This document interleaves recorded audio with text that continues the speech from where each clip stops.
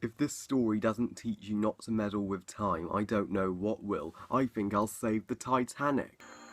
Okay, sorry, I'll just leave it, no problem.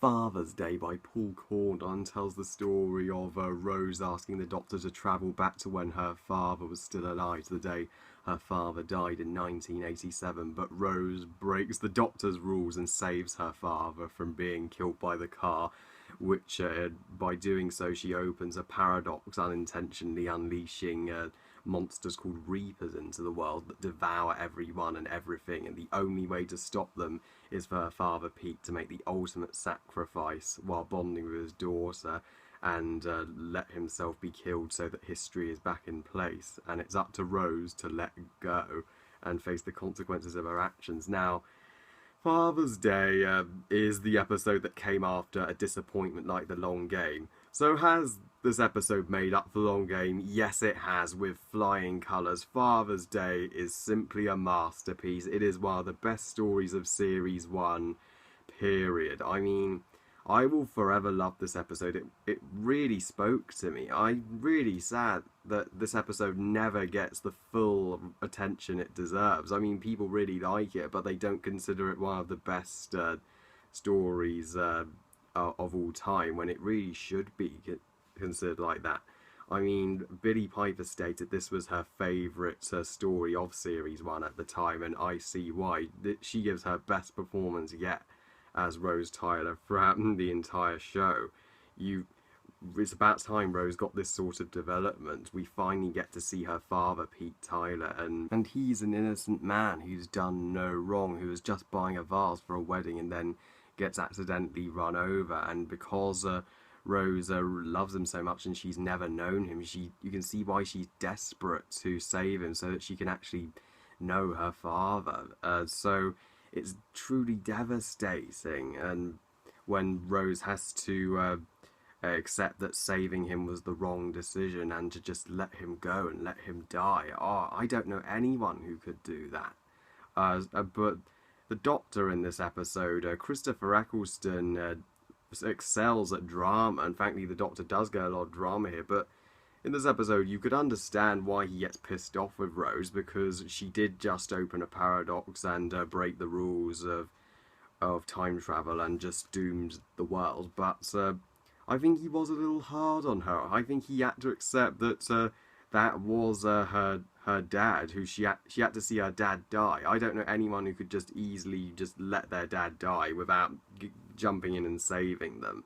But to be fair, the Doctor knows that his entire world, Gallifrey, died, and he wishes every day he could go back and bring Gallifrey and the Time Lords back. So both him and Rose have a loss, and they're facing the struggle, and so you can understand where both are coming from. But it's interesting to find out in this episode that maybe Jackie and Pete are best not together, as they did fall out.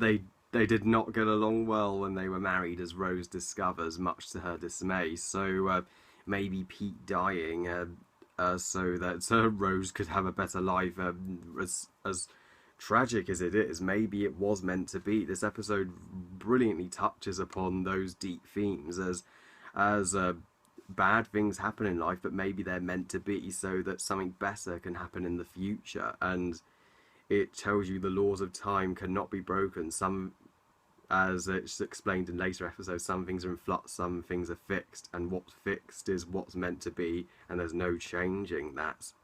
Nobody can have that power. And I really miss these kind of stories. The Russell T Davies era was full of these stories. They were so compelling. I wish there were stories like this more often, kind of like the Fires of Pompeii in Series 4.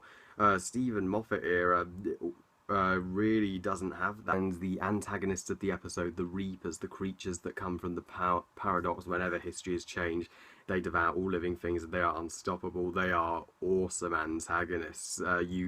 you feel the stakes have never been higher whenever they're around, because literally nothing can defeat them. Even the Doctor is completely powerless to defeat them. We haven't seen that before, except maybe with the Daleks, where the Doctor is just completely powerless to do anything against these enemies in this situation, and it's up to Rose, the companion, well, in this case her father, to save the day. The only way to make them go is if he sacrificed himself, and the design of the Reapers is brilliant too. They, with their glowing red eyes, their bat-like wings, they just swoop down, devour you, and their screech, they are the stuff of nightmares.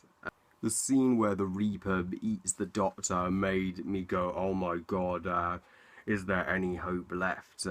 It gets that intense towards the end, but the episode definitely excels more at the drama and the relationship between Rose and her father, more than on its antagonists, which works much better, as Rose and her father share some genuinely beautiful scenes, as Peter's gradually realising that this is his daughter, all grown up from the future that he will ultimately never know.